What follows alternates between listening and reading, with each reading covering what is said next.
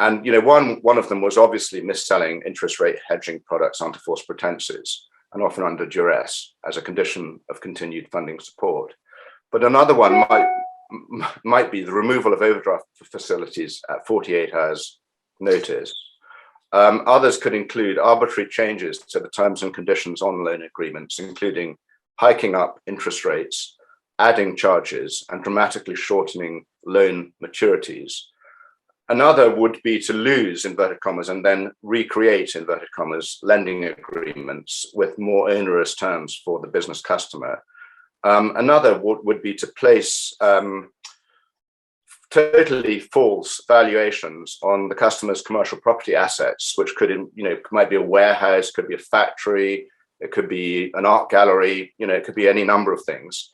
So the warehouse might have been worth 5 million, let's say, but RBS / NatWest would come in using a tame firm of chartered surveyors, which allegedly included a firm in Edinburgh called Graham and Sibbald, and would then place a value on that property asset of, say, 1 million, so 1/5 of its actual value. So when this is part of the covenant, when your commercial property asset is part of your covenant and therefore part of your loan to value ratio, if an asset that was worth 5 and is worth 5 or might be worth 4.5 suddenly is revalued at 1 million, so 1/5 of its actual value, you are technically in breach of your covenant, and the bank can therefore do what it chooses with you as a customer, which includes plundering your assets and asset stripping the company. It was like, if you don't take this, we're going to kill your business, and you'll be dead in the water. Your company will be dead in the water. It's sort of a mafiosi type approach to banking, really. It's why some people, including Prem Sikka, call the UK banking sector, organized crime. It's quite clear from the case of Global Restructuring Group at RBS, which is basically an institution which was presented as if it was a A&E department of a hospital, which would help troubled companies to get back on their feet, but was actually an abattoir or slaughterhouse, which was there to basically carve them up, kill them off, carve them up, and seize their assets.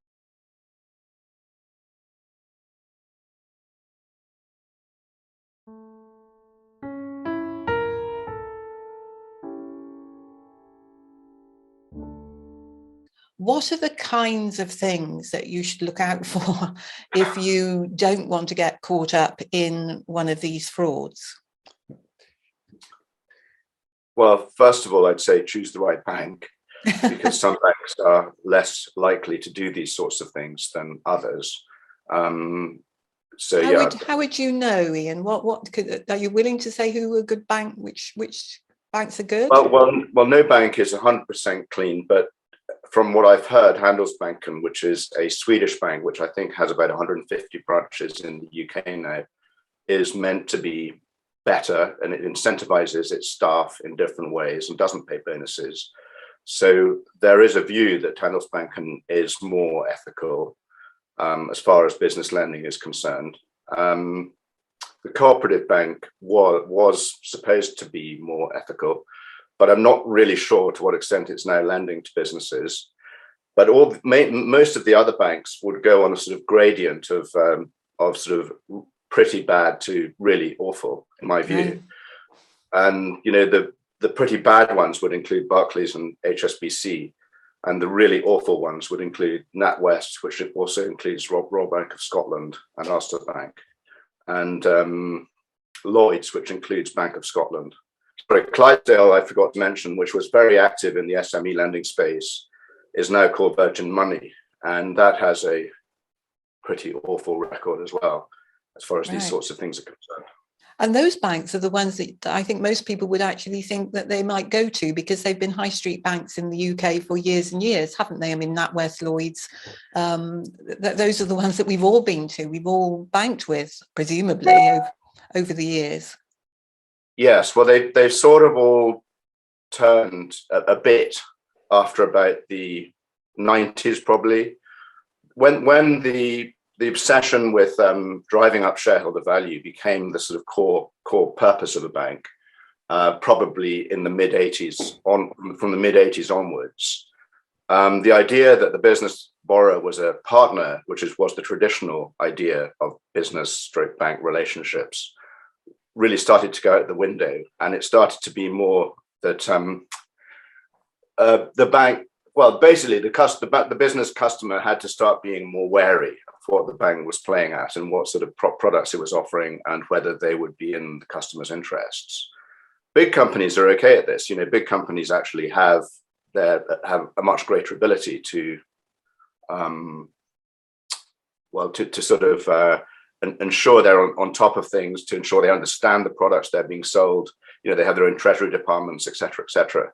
They have much more financial expertise, so they're much less likely to suffer in the same way, although it does happen. But SMEs, which are run often by sort of owner managers who haven't any real financial background or banking experience, are much more susceptible or likely to be basically maltreated or mistreated by banks. And what happened to the what I would describe as the lovely old bank managers that really did help businesses?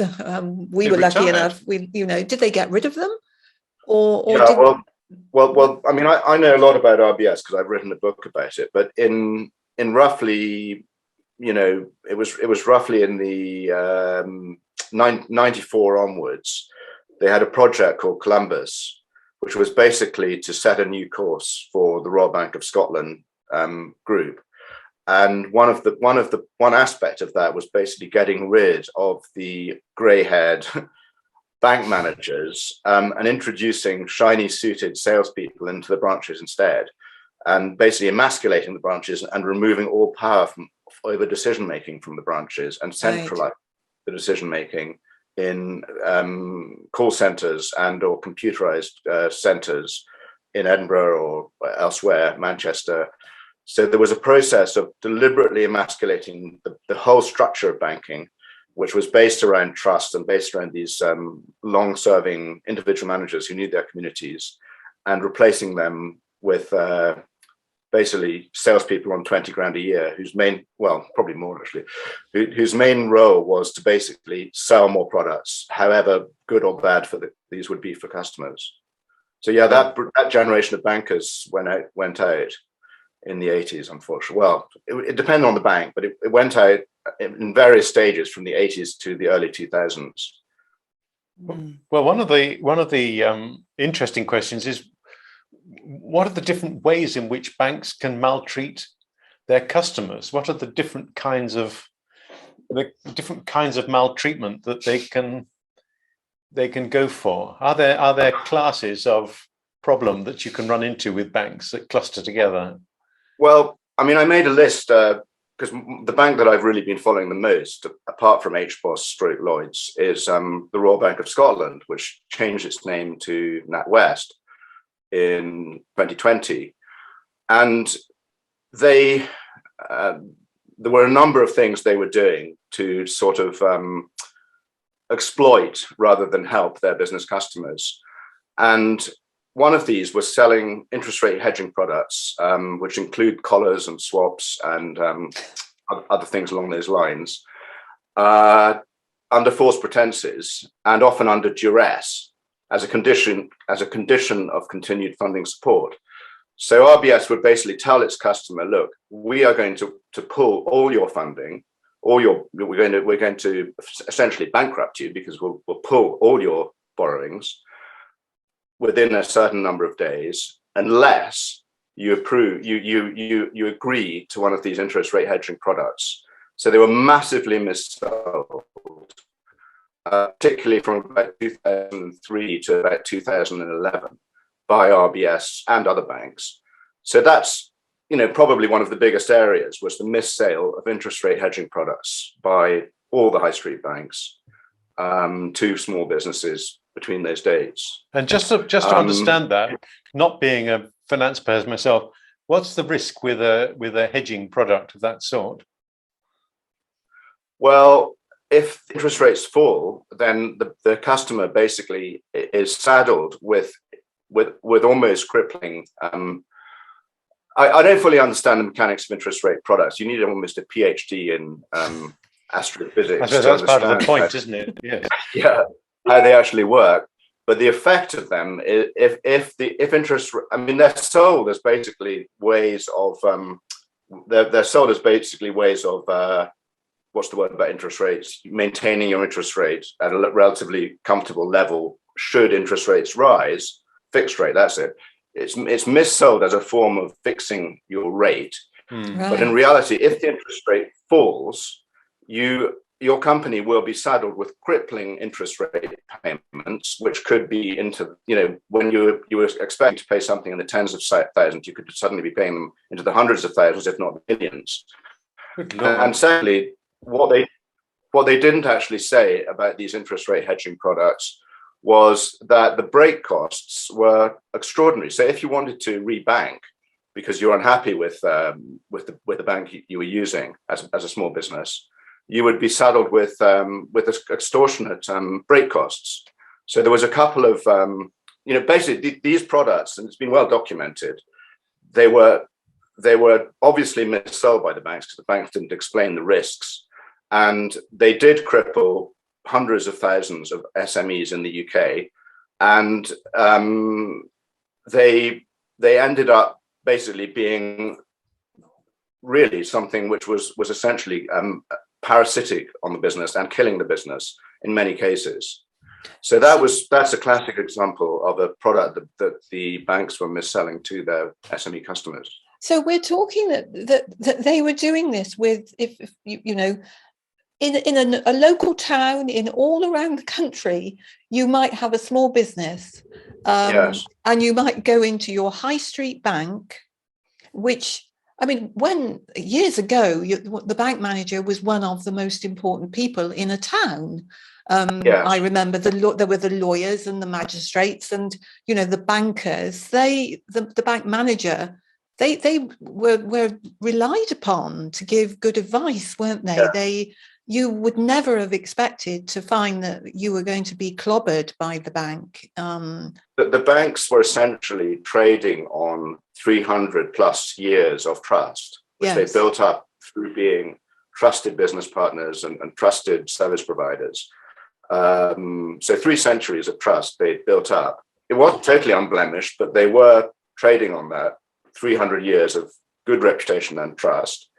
And from about the 80s onwards, the banks started to essentially reform the way they went about business, and cross-selling became the goal.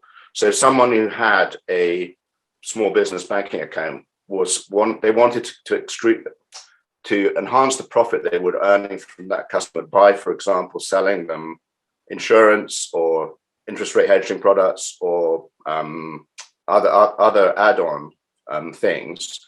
And it's the same with personal customers. Someone who had a current account was sold a whole array of a suite of other products. And this was a consequence of Big Bang in '86 to some extent, when the barriers between different parts of the financial services market were knocked down by Mrs. Thatcher's government in '86. So the branches, from having been a place an individual branch in a community, was run by a very powerful manager who was quasi-autonomous from the rest of the bank. And his whole life revolved around understanding his community, not ripping off his community, because if he did, he'd be drummed out of the town. Yeah. And ensuring he was kind of almost helping the community, a bit like a priest might in a spiritual sense, but he was doing it in a financial sense, he or she, but it was mainly a he. Mm. And what changed was the banks became much more obsessed with the bottom line, with growing shareholder value and focusing almost exclusively on the growth of short-term shareholder value. So they wanted quick hits, they wanted quick profits. And one of the ways of doing that is to sell interest rate hedging products where you actually get all the profit on day one. So you're actually, for a loan which traditionally, or financial product which traditionally you might get the payback over 20 years, 30 years or whatever, you patiently wait for it to be repaid. With something like an IRHP, you're getting day one profit. So the idea that, they were trading on this 300 years of trust and reputation which they built up, and exploiting that in order to enhance their short-term profits. So obviously these hedging products were a favorite trick, and you had very little choice. Presumably, you were given a deadline to be either in or bankrupt. Well, basically, the customer was essentially bullied by the bank to taking it out. It wasn't sold in a pleasant way at all. It was like, if you don't take this, we're going to kill your business, and you'll be dead in the water. Your company will be dead in the water. It's sort of a mafiosi type approach to banking, really. And so if they didn't do that to you, what other kinds of things might you find coming at you as a business person?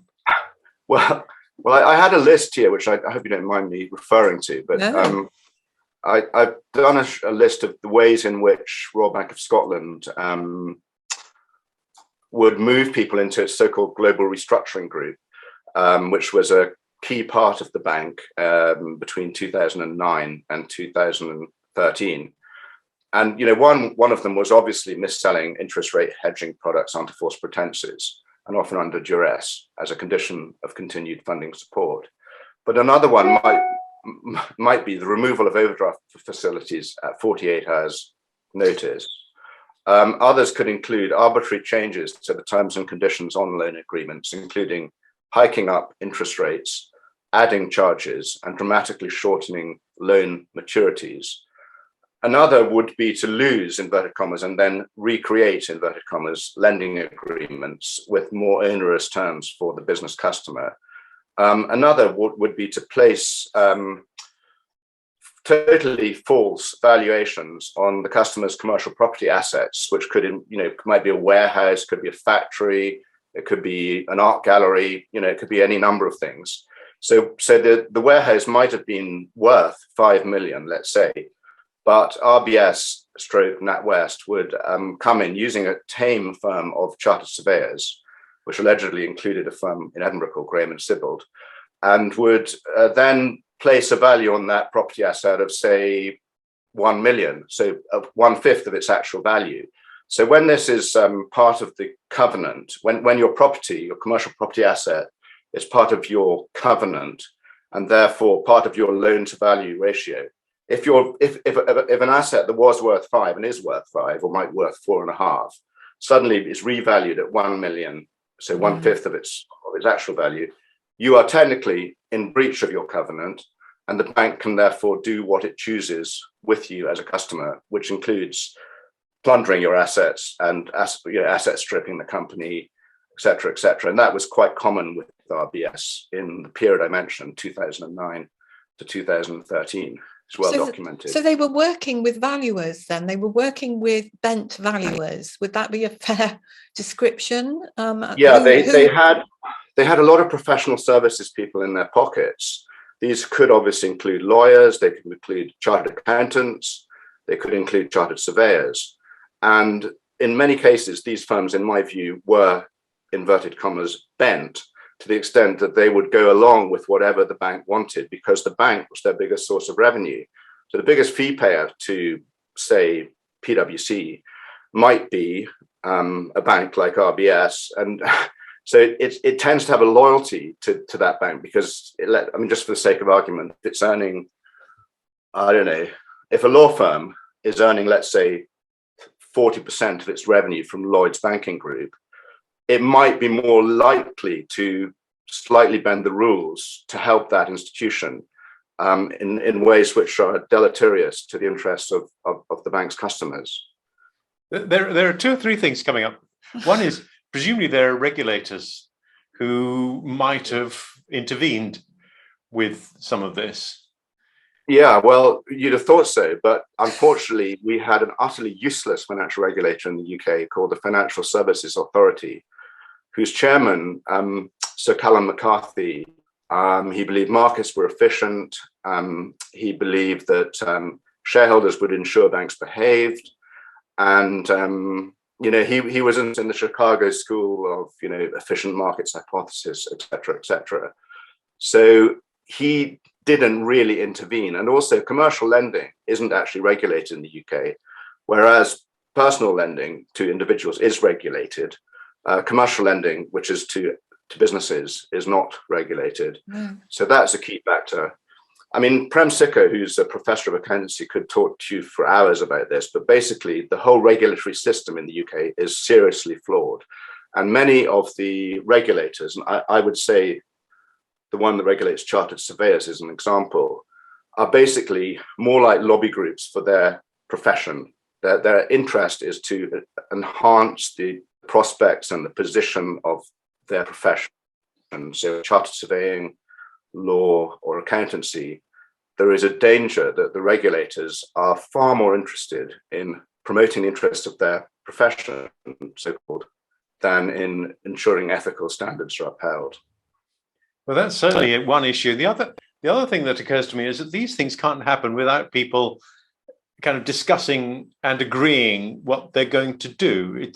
It doesn't sound like the kind of activity of just the occasional rogue manager deciding that he's going to stretch the rules or behave badly. But it sounds as though this is kind of more organized than that. People must have discussed it, been in the room to discuss it. It's why some people, including Prem Sikka, call the UK banking sector, organized crime. It's quite clear from the case of Global Restructuring Group at RBS, which is basically an institution which was presented as if it was a A&E department of a hospital, which would help troubled companies to get back on their feet. It was actually an abattoir or slaughterhouse, which was there to basically carve them up, kill them off, carve them up, and seize their asset. I would mention PPI, which has cost the banks, I think, about 30 billion in repayments to customers who were fleeced. Yeah. It is 100% clear that was an organized thing.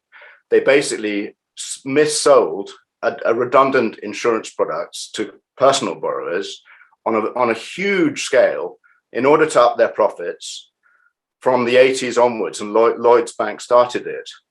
And it from the evidence that I've seen and from the evidence of the whistleblower, Paul Moore, who used to work at HBOS and was head of regulatory risk at HBOS, it is quite clear that they knew what they were doing was wrong, if not criminal, but they just carried on regardless. In the case of RBS's Global Restructuring Group, which was most active between 2009 and 2013, I've studied about 1,000 pages of internal manuals which were issued by the Royal Bank of Scotland / NatWest, explaining to staff, what the methods by which they should essentially seek to destroy, plunder, and asset strip tens of thousands of UK companies, and that is clear that it was an organised thing. There were even things like sending out victory emails once they put someone into administration. There were things like that. So there was an organised policy within Royal Bank of Scotland / National Westminster Bank to do the things I've described. And I can show you the documents if you want. But we're getting excited about this. This seems slightly different from the gang of thieves that seem to be operating out of Reading. Wasn't that restructuring though? Was that, or perhaps not? Well, the Reading thing is really the same. Is a very similar thing, but more overtly criminal, because the people behind that, and there was at least 10 of them, but only 6 of them went to jail. We're actually living the high life on the proceeds rather than feeding the money back into the bank. So they were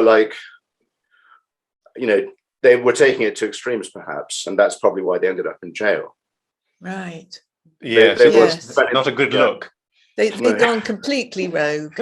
Yeah, they were spending the money on, super yachts. Yeah. On expensive properties overseas, on expensive overseas holidays, on prostitutes, and a whole range of other things. They were led by David Mills and his wife Alison. Yes. Mrs. Mills is still in business, isn't she? Yeah, well, I was surprised to discover not that long ago that she now has a job with a medical regulatory consultancy I can't remember what it's called, but it's in the MedReg area, and she's listed on their website as I can't remember the job title, but she does work for it, and she's listed on their website. Maintaining the high standards of medical regulation. Yeah, presumably. It is surprising. I mean, part of me thinks that, ex-con deserves a second chance, to be rehabilitated, and it shouldn't be excluded from the workplace. But it's not the ideal choice of job if it's in medical regulation, I wouldn't have thought. And she went to prison. She was one of the ones that went to prison, wasn't she? With her husband, he went to, and yes, for money laundering and a couple of other things. I think she was jailed the sentencing was in February 2017. She was given a much shorter sentence than her husband. He was given a 15-year jail sentence. Wow. And so the contrast with the more respectable arm of this organized crime was that they were feeding the money back into their own banks, and contributing to their profits. Yes, that's right. And I think, this might sound a bit extreme, but RBS, which also is NatWest, RBS NatWest, was the most expensive bank in the world to bail out in 2008. It was 45.5 billion was the capital that the taxpayer injected into that bank to stop it from failing. The Treasury, through UKFI and through the renamed UKFI, which is a kind of buffer zone between the government and the bank, supposedly, owned an 83% stake in that bank from November 2009, when the second bailout happened. So the Treasury and the UK government arguably has had a vested interest in ensuring that crimes that occurred within Royal Bank of Scotland / NatWest are not too thoroughly investigated because it owns it. So if you own what was the largest company in the world in 2008, it literally was the biggest company by assets in the entire world in 2008, and you have it on your balance sheet or partially on your balance sheet as a country, you don't want it to go down to zero through properly probing all the frauds, crimes, malfeasance, or other illegal activities which occurred within that institution. No, you don't. And this has echoes of the post office, if I might just bring that in, because of course that also is a government kind of agency or linked very closely with the government. Yes. And there's a remarkable lack of interest in finding out exactly what's happened. Well, but I suppose the comment that I wanted to make was that the sub postmasters are a sympathetic bunch of understandable citizens who people can recognize the kind of people they are, and there's much less sympathy for people who've been in business who may seem to have had quite a lot of money and then they lose quite a lot of money, and it doesn't touch the lives of ordinary citizens, even though they may be employees of those businesses or customers of those businesses, and they lose that business to use or to be employed by. But there's a lack of sympathy, I think, isn't there, for the small business people?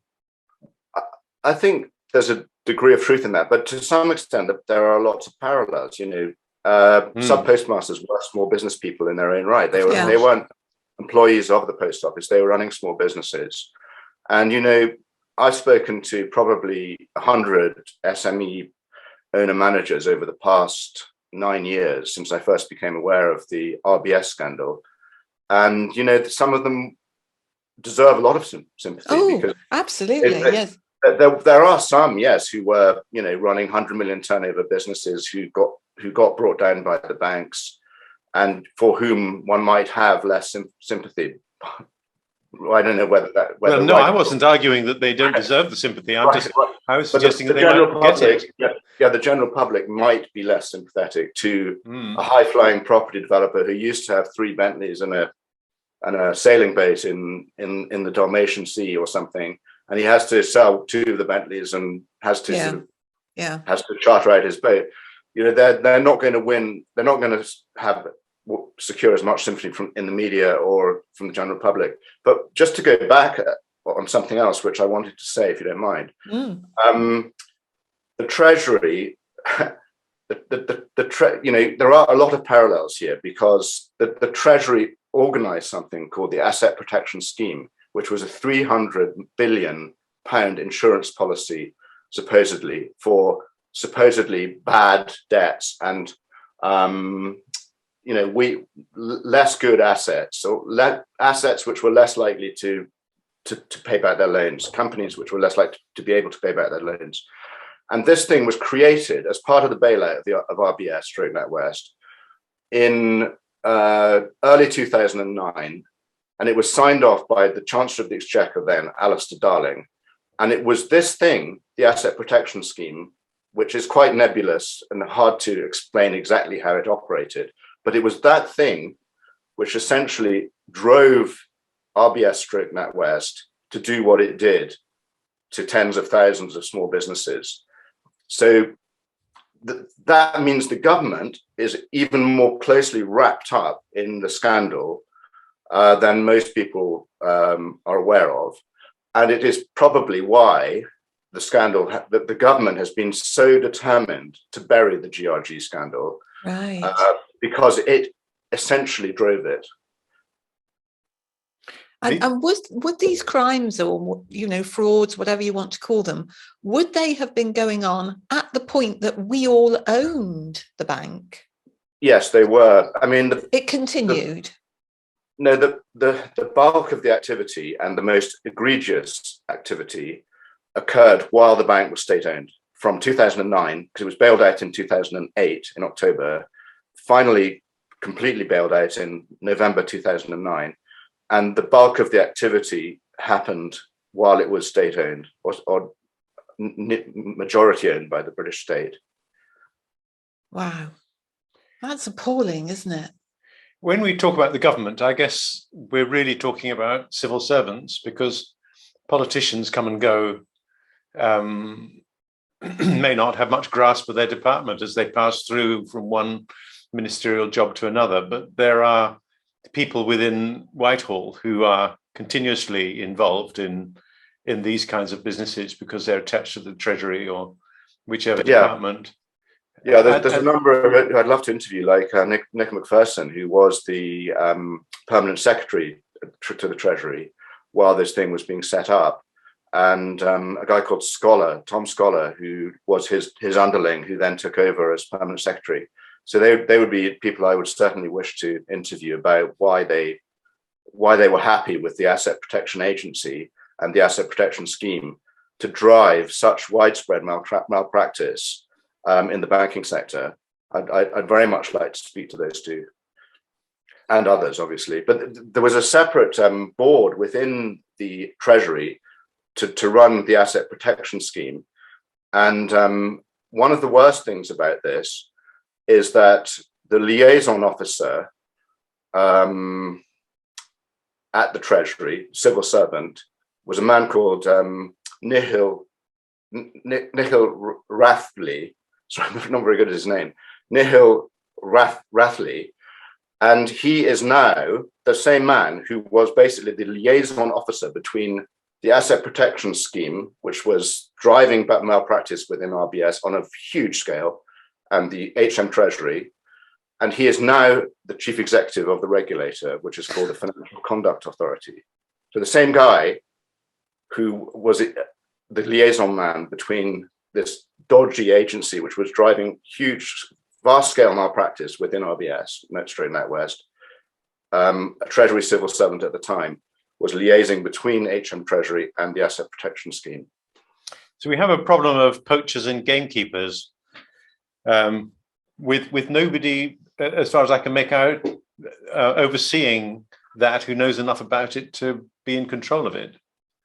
No, we don't. And basically, we had a guy called Andrew Bailey, who was also at the Bank of England while this nefarious project was being devised, who went on to run the regulator, the Financial Conduct Authority, and is now the governor of the Bank of England. And Andrew Bailey,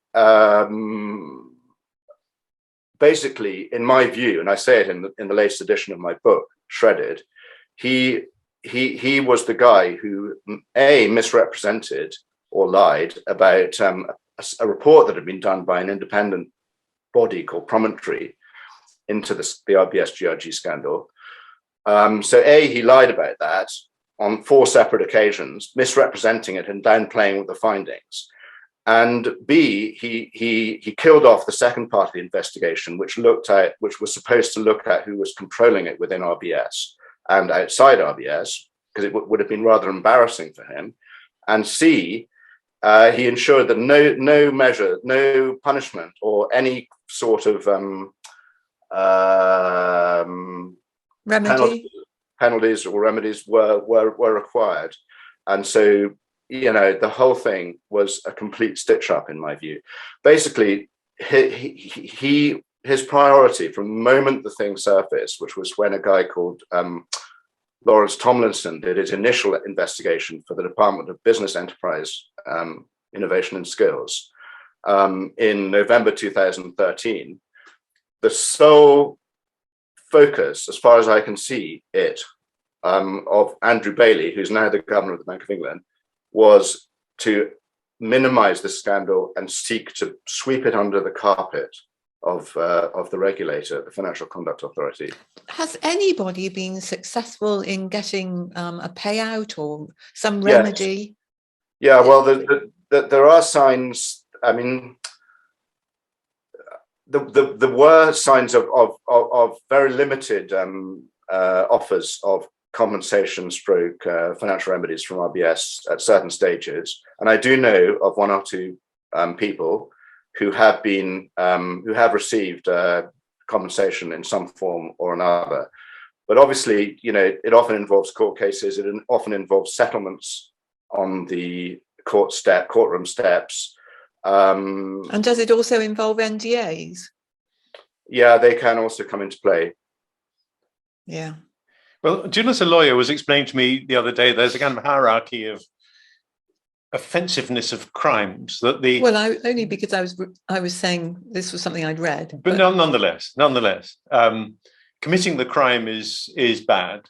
Well, it's theft. Theft is bad. Theft is bad. Conspiracy is worse because it involves planning and a group of people. And the even worse one is covering up. The cover up is the worst of all. That should be the highest penalty should come with that. You can to a certain extent understand why people commit theft. They steal because they need the money or whatever. I'm not saying it's a good thing, but you can understand it to a certain extent. But when you involve then fraud and deception, and this seems to be white collar then.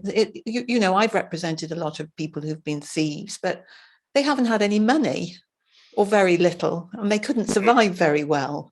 And you could feel some sympathy for their circumstances. But then when they start, when you get white collar people defrauding whole businesses and then covering, governments covering it up, it really becomes dreadful, doesn't it? You cannot understand how it's possible even. Well, it is, and it, as I say in Shredded, it's certainly undermined my confidence in the establishment and the kind of judicial stroke regulatory stroke government system we have in the UK. And I suppose probably Nick Wallace feels the same over what he's found at the post office. When you have an obvious crime, or area of serious malpractice, which has caused suffering to tens of thousands of British citizens, you traditionally would expect the state to step in, or the judicial system, or some other body, it's probably going to have to be one of those two, to step in and try and put it right. Yeah. But in both the post office case and in the RBS GRG and related ones, unfortunately, because the state is implicated, it's become part of the cover-up, and I think I could read you the last section of Shredded if you wanted, but it might not be suitable for your book here. It is the 2019 edition, so it's fully updated as of that date. The corollary has been a breakdown in trust. As how can you trust a regulatory and justice system which lets allegedly criminal bankers off the hook whilst hanging their victims out to dry? I know a great many people who are today so disenchanted with the British government's and the FCA's handling of the Royal Bank of Scotland, straight NatWest, especially the impunity handed to senior bankers since its 2008 collapse, that they have lost confidence in the machinery of the state. And that disillusionment over perceived corruption will metastasize unless the government and the regulators rapidly change their tune. In some sections of the UK population, trust in financial services, in the financial regulator, in aspects of the judicial system, and even in capitalism itself has evaporated. It is perhaps little wonder that there has been a rise in populism, xenophobia, and a desire to pull up the drawbridge through Brexit. I think that's quite right, That's because marvellous. you're left with this dilemma, aren't you? Because you have institutions which were founded in good faith, with good intentions, and probably by people who were determined to make it work properly. And you now seem to have people leading them who you can't trust. So Yes. you have a dilemma. You have an institution which you kind of rely upon, but you have people leading it who seem incapable of being relied upon. So what do? What does a citizen do at this stage? You can't leave the planet. So I suppose the best thing you can do is, agitate for change and try to ensure that better leaders are put in place. Ones who actually do have some ethics. Ian, do you think it's still going on? Do you think we could still find people now who are going through these terrible situations with banks? I mean, it has reduced, and I think the media coverage and some of the political coverage has helped. There's been at least 3 or 4 debates about RBS GRG in the House of Commons, and in each, the bank and other banks have been condemned by 30 or 40 MPs who've had constituents who have seen their lives destroyed as a result of bank malpractice. So that does raise the profile and perhaps makes the banks more wary of doing the same thing again.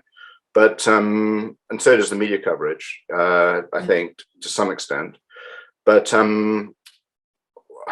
I think the banks still are doing it to a small extent, and they are still, playing hardball and still using what I would term, what's the word? Something legal. They're basically using quite devious legal methods, often in some cases using falsified or modified documents. These are the forged signatures, etc. Right. Yes. To ensure they can defeat their critics, stroke victims, in court, and that is still going on as we speak. So yeah, it's not that it's by no means that the Augean stables of finance have still not been cleaned out, not by a long shot. So people do need to be very careful when they're going to banks and asking to borrow money. I think so.